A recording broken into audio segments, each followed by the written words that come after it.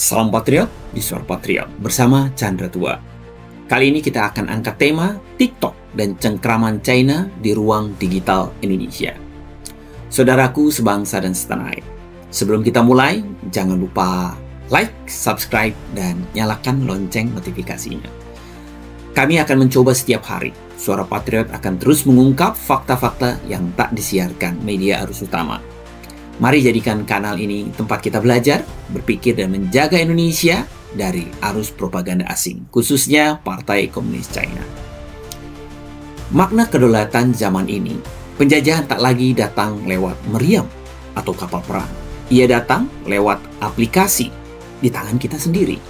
Dibalut musik dan hiburan, algoritma asing kini diam-diam mengendalikan arah pikiran anak-anak muda kita.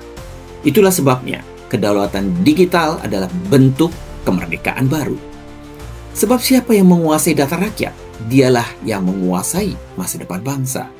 Belum lama ini, pemerintah melalui Kementerian Komunikasi dan Digital, Komdigi, mencabut pembekuan izin TikTok setelah perusahaan asal China itu menyerahkan data aktivitas monetisasinya.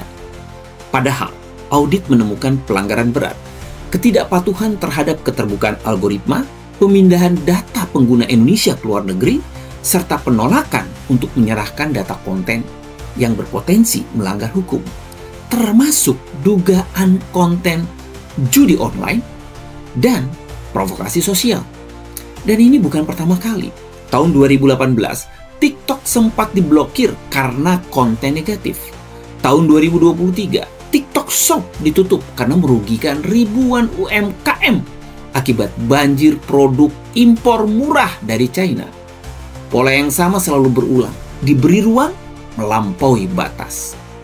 Bukan hanya Indonesia, India sudah memblokir TikTok secara permanen. Amerika Serikat melarang di instansi pemerintah karena ancaman keamanan data. Mereka tahu, algoritma bisa menjadi senjata. Maka mengapa kita justru membuka pintu tanpa pengawasan? Inilah wajah Partai Komunis China. TikTok bukan sekedar bisnis hiburan. Ia adalah anak dari ByteDance, perusahaan raksasa di bawah pengaruh Partai Komunis China. PKC menggunakan kekuatan teknologi, data sebagai alat soft power digital untuk memperluas pengaruhnya ke seluruh dunia. Lewat aplikasi yang tampak ringan, mereka memetakan perilaku manusia, mengendalikan tren, bahkan mengarahkan budaya konsumsi bangsa lain. Inilah bentuk baru kolonialisme, menjajah tanpa menembak, menguasai tanpa perang. Saudaraku, pemerintah harus tegas menegakkan hukum digital. Namun lebih penting lagi, rakyat juga harus sadar. Kita harus melindungi anak-anak kita dari candu algoritma, dari budaya instan, dari pengaruh yang perlahan mencabut akar nasionalisme mereka. Dan kepada para pemimpin serta public figure, berhentilah memuji PKC dan produk-produknya. Karena di balik wajah modernnya, tersembunyi ideologi yang menyesatkan, yang menolak kebebasan berpikir dan menjadikan manusia alat kekuasaan. Indonesia harus menjadi tuan di ruang digitalnya sendiri. Kedaulatan data adalah kedaulatan bangsa. Dan menjaga generasi muda dari propaganda komunis adalah tugas moral seluruh rakyat Indonesia.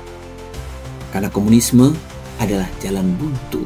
Jalan yang meniadakan nurani, menindas kebebasan, dan menghancurkan manusia dari dalam pikirannya. Maka bagikan video ini kepada para sahabat kita. Tulis pendapat Anda di komentar agar semakin banyak yang sadar bahwa perang hari ini bukan hanya di medan tempur, tapi di layar-layar kecil yang kita genggam setiap hari. Bersama kita juga bangun kesadaran, tegakkan kedaulatan, dan lawan propaganda PKC demi masa depan Indonesia yang merdeka, bermartabat, dan berdaulat di dunia digital. Suara Patriot untuk Indonesia berdaulat.